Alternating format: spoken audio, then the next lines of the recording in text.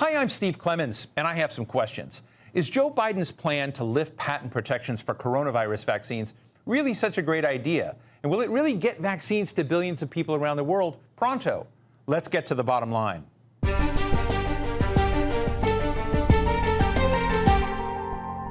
When he was running for president last year, Joe Biden promised to waive intellectual property protections for coronavirus vaccines. Then last week, he actually threw his support behind an effort at the World Trade Organization to make it happen, touching off a political firestorm at home. For supporters of the idea, it shows that Washington understands the pandemic doesn't respect borders, that the developing world needs help, and that a crisis this great demands big efforts, like waiving IP to solve it. For the critics, they're wondering why Biden would pull the rug out from beneath the innovators of miracle vaccines produced in an amazingly short period of time. They say this decision won't help people get vaccines more quickly, and that there are lots of ways to globally produce, distribute, and deploy vaccines to the rest of the world without giving away intellectual property protections. And to American trade protectionists, it's blasphemy to give Western secrets to medical producers in India, China, and Russia. Of course, it's not a done deal, and many rich countries like Germany oppose Biden's idea. So in the end, is it just a symbolic move? And what will the consequences be? Today, we're getting two distinct perspectives on the debate. In the second half of the show, we're going to be joined by the chief U.S. correspondent of the Financial Times, Ed Luce. But first, we're talking to Dr. Michelle McMurry-Heath, the president and CEO of the world's biggest biotech lobby, known as BIO, the Biotechnology Innovation Organization. Before that, Dr. McMurry-Heath was a top executive at Johnson & Johnson. Michelle, it's great to be with you today.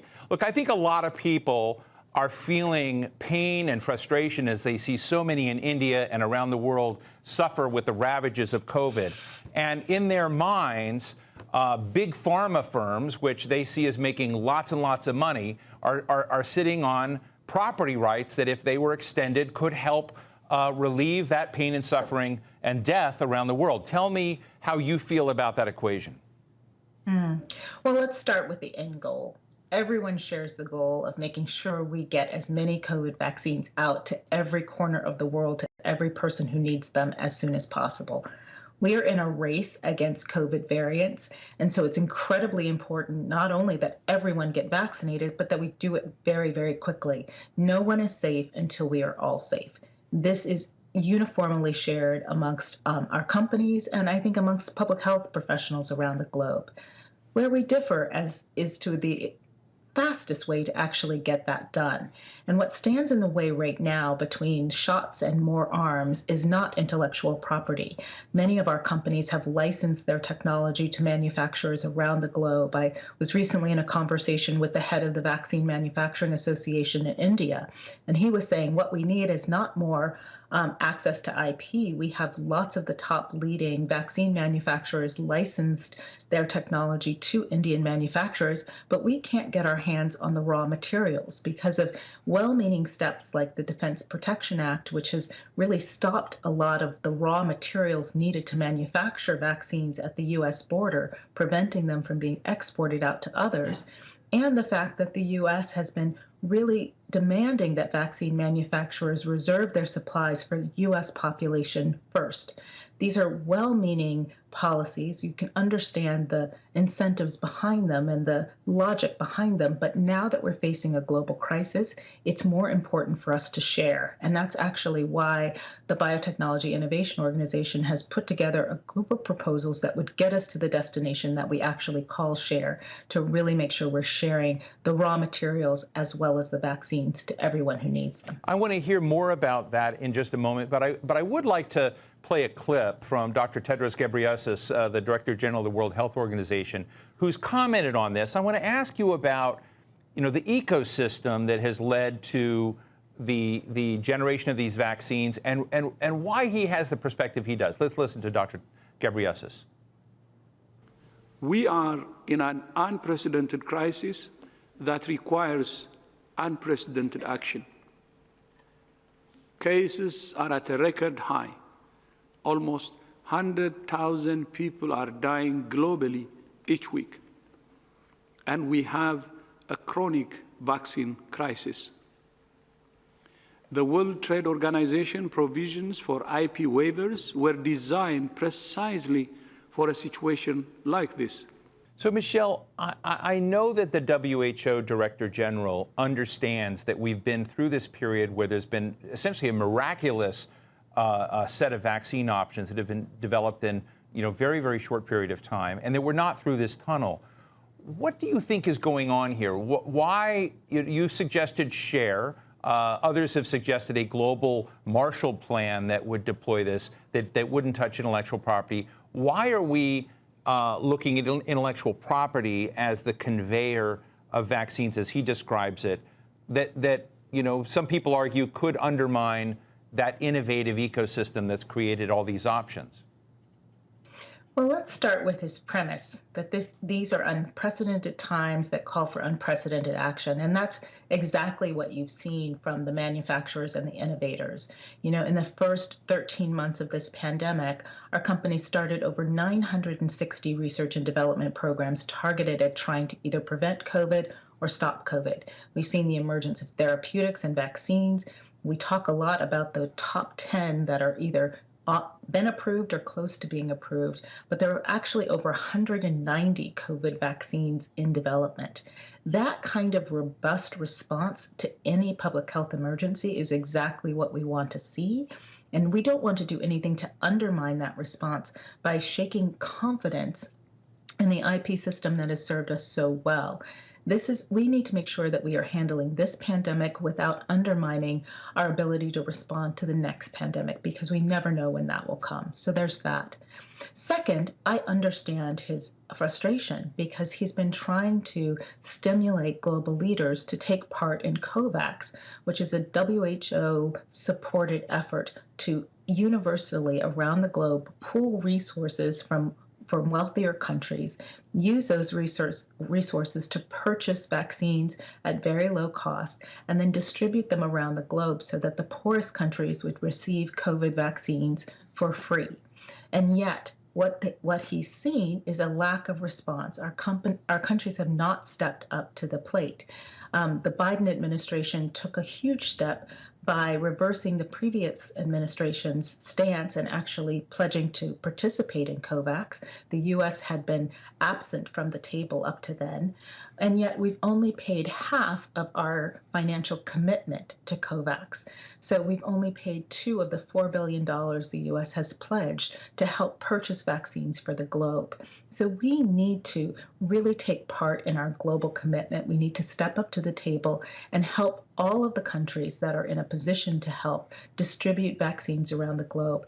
And I think what the WHO is doing is really calling our bluff and saying, okay, if this is something that you care about, if this is something that's important, then you've left us no choice but to talk about IP waivers, because we've tried to bring everyone to the table, and thus far we've failed. So maybe it's a negotiating tactic on his part. Look, I know that your background, that you have worked in research labs, you've worked at one of the largest pharmaceutical firms in the world, Johnson & Johnson. A lot of people listening to this show are going to know AstraZeneca, Johnson & Johnson, Pfizer. And these are the big firms, and they see and feel that these firms are making, lots of money in the middle of this crisis, and that there's something that doesn't feel right about that. One of the reasons I wanted to talk to you is that I know that bio is comprised of small firms that are not receiving government money, that are making investments and bets around it. I'd love to get your perspective and tell that story, because I think it's been neglected in the discussion about property rights. And why would they do what they're doing if they didn't have a property right element in moving their assets and, their intellectual assets to try to solve this crisis? Right. So let's talk about, first of all, what some of the largest companies have done. Johnson & Johnson has publicly pledged that they will sell their vaccine at cost. Pfizer has pledged that they will sell their vaccine at not-for-profit rates. So you have the largest companies in our ecosystem really stepping forward and saying, if at all we have the capacity to help, we will.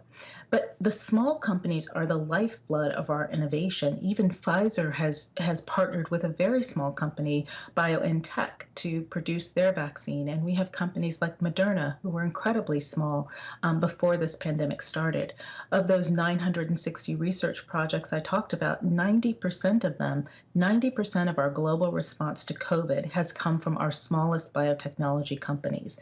Over 50% of those companies are US-based, because the U.S. has the investment ecosystem to drive that kind of response. more COVID research has been done in the US alone than in the rest of the world combined because of our robust ecosystem that helps match innovators to investors.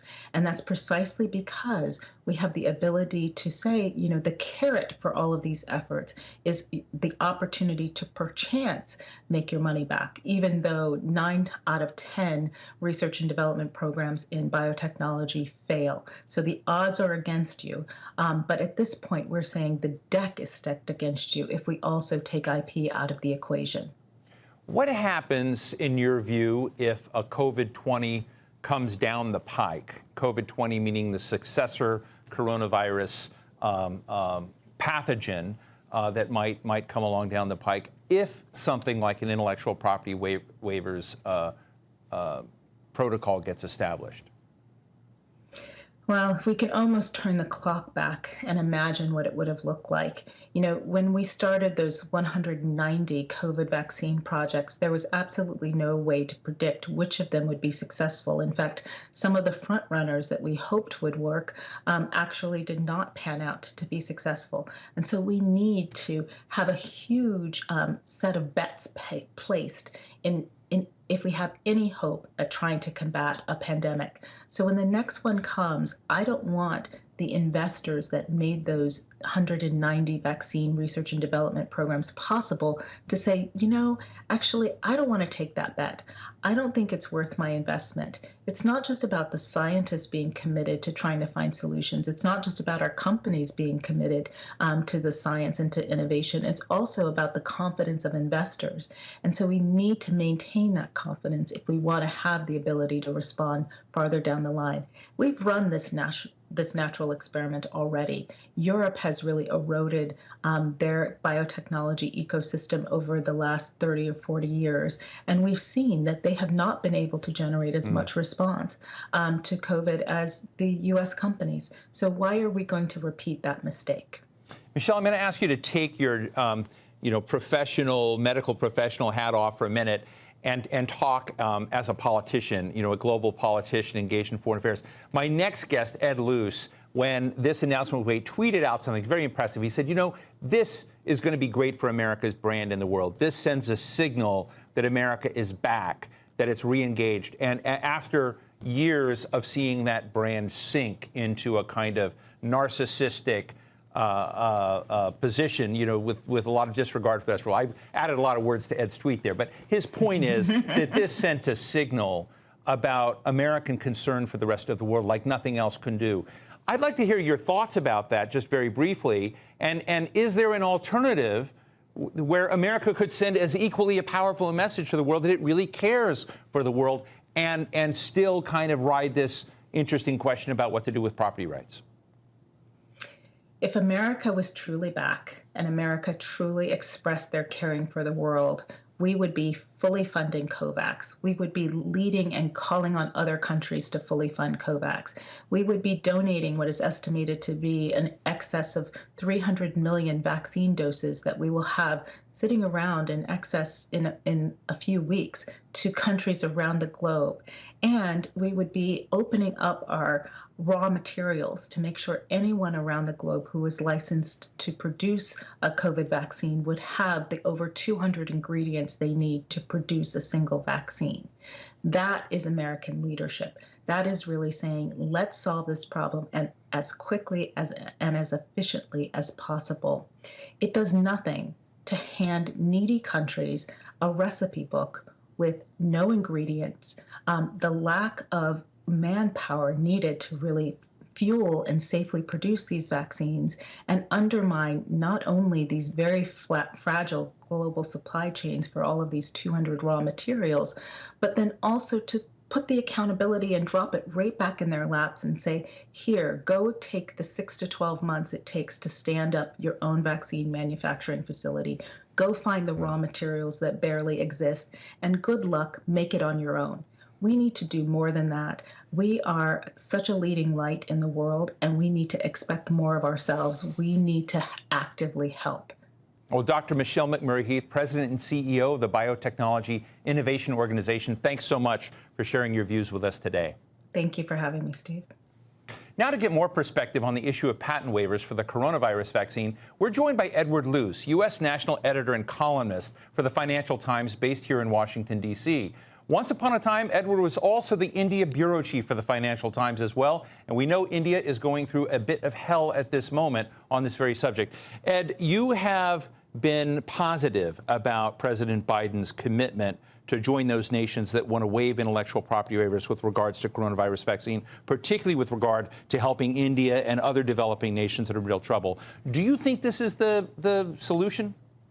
No single act that the Biden administration or its Western partners takes is going to be the solution in and of itself. But I think this is part of the solution, which we can get into in a moment.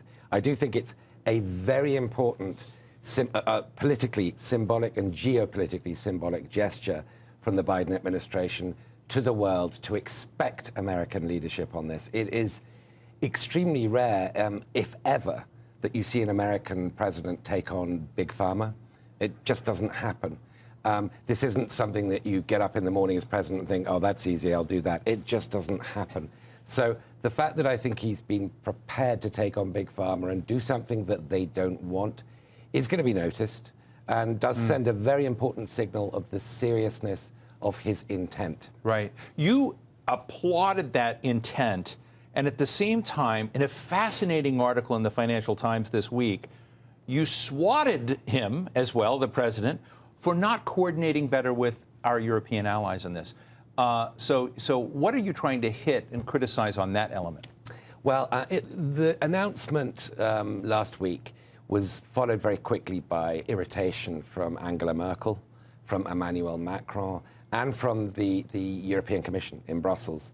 And I think what this indicated is not just that they have a more conventional stance on IP protection, which Angela Merkel in particular does, but that there hadn't been consultation with America's allies in Europe on this. There'd been a huge internal debate on this. You mentioned in your introduction, Biden promised in the campaign to waive IP on these vaccines. So this shouldn't be a surprise, but the devil is always going to be in the detail, and this is a global act. This isn't just an autonomous American act. It has to be approved by consensus at the World Trade Organization, which means that America's partners, France, Britain, Germany, the Swiss, a big pharma producer, are going to need to be on side. So I think there was a little bit of probably a little bit of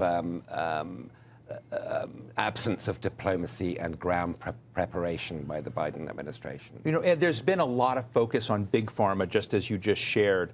There's also Little Pharma, as we just heard from Dr. McMurry-Heath at the Biotechnology Innovation Organization. You know, there are little firms like Gridstone, which is involved in some oncology approaches, which it has found useful in attacking the coronavirus in various efforts that they're making. A company called Inovio, which is working on DNA platforms to deal with HPV virus, deal with other brain cancer issues of what the kind that Beau Biden died from, also finding a way to attack the coronavirus vaccine across a wide spectrum. So when small companies are hearing that their intellectual property rights may be waived, they may be waived across other efforts that they were making, and these aren't government-funded companies. How do you feel about that dimension? Because I worry that these little firms are having the rug ripped out from underneath them after years of investment and work to try to develop things that would help mankind, but it's not it's not run by the government. These are private firms. Look, there should be no theological position on intellectual property protection. Those who think there shouldn't be any, are clearly living in a different universe. And those who think it should always be robust and draconian are living in a universe most of us don't want to live in. So clearly, in the real world, we're going to have trade-offs between the incentives to innovate, the rewards you get from innovation, but also, on occasions such as this one, an overriding public interest in waiving intellectual property protection. The details of what Biden is proposing are not clear. If you look at the original demand from India and South Africa, that's a very sweeping delicensing they're proposing of not just sort of Pfizer, not just mRNA and AstraZeneca's more traditional vaccine, but a much more sweeping across the board of all the equipment and ecosystems around them. I don't think Biden is proposing that. And even if he were, I don't think that's what would come through a WTO consensus building process. So I think the companies that ought to be most concerned about whether this is going to hit their bottom line are probably Moderna, Pfizer, and their big suppliers. You know, I think that part of the framing of this is that some of those who advocate waiving property rights see this as big companies trying to keep profits while lives are being lost. And I think that framing is working for a lot of people in the world. Why do you think the alternative argument isn't as compelling, that these companies, this ecosystem, private-public partnerships, in really less than a year, came up with miraculous vaccines, many options, in a remarkably short period of time, and that's never happened before in history? And so that's the alternative argument. That doesn't seem to be selling as much as the other side of it. Yeah, it's a good argument. I would quibble with some of the details of it. The word miraculous. Look, this is built on a lot of public research as well as private sector innovation. As is so often the case, the National Institutes of Health, DARPA within the Pentagon, Oxford University, of course, the other side of the Atlantic, many science bodies, publicly funded science bodies and universities have been part of this giant effort to develop these vaccines. And then, of course, there was Operation Warp Speed, which had very generous advance contract purchases, regardless of whether the vaccines would pass regulatory approval. That gave huge commercial confidence for these companies to ramp up. Then, of course, liability waivers. So, you know, the idea that this is a sort of pharmaceutical equivalent of the genius in his garage, just having a light bulb going on in his head, and now we're punishing him for being a genius, is not really how this process works. There are brilliant people in the private sector. There are also brilliant people in the public sector, funded by taxpayer money, and taxpayers don't tend to claim patents. You know, the NIH had this famous spike protein that's a key part of the Moderna vaccine. It gave it to Moderna. It didn't patent it. So the taxpayer's not getting any dividends from this. Shareholders of Moderna are. And I don't think that's balanced, particularly in a global health emergency. Ed, you're one of the best observers of global affairs and America's place in the world that I know. And just finally, I'm interested in this fact that, you know, as it looks like right now, we're going to have a schism with Germany and France on one side, maybe the Americans and who knows on the other. So this, you know, the WTO is a consensus-based organization, so this may fall flat on its face while people continue to die in India and elsewhere around the world. What should we do if, in fact, that intellectual property waiver effort by Joe Biden just gets stuck in a logjam? What should we put on the table if that goes nowhere? Oh, I think even if it does go somewhere, we've got to put all of the above on the table. And I agree with Michelle very strongly that the Biden administration should be putting a lot more into COVAX, as should the Europeans, that there should be an all-hands-on-deck approach to this pandemic that involves taking it a lot more seriously globally than we've seen so far. And if the Biden administration stopped at this, the $4 billion it's pledged for COVAX, and the pledge to argue for the TRIPS waiver at the WTO for vaccines, then this would be empty gesture diplomacy. It's got to be part of a much broader sort of toolkit of emergency measures, most of which we've yet to see. So I would agree with her strongly on that point. Well, Ed Luce, U.S. National Editor for the Financial Times, thank you so much for sharing your thoughts with us today. Thank you. It's a pleasure. So what is the bottom line? It's easy to see the issues of vaccine patents in black and white. Either you're on the side of the angels and want to give away intellectual property freely for the sake of humankind, or you're on the other side, the side of the devils, and you value cold, hard cash over human lives, even in the middle of a pandemic that just keeps spreading. But like many debates, it's really not so simple. If Washington was interested in equitable vaccine distribution, why isn't it doing more to get vaccines to poor countries? Why not announce today, right now, a global Marshall Plan for vaccines and do the production and the airlifting and the mass vaccinations to every corner of the earth? The world can't wait for a long World Trade Organization debate on patent protection. The only thing we know for sure is that this pandemic, with new variants erupting around the world, is testing humanity in scary ways every single day. And that's the bottom line.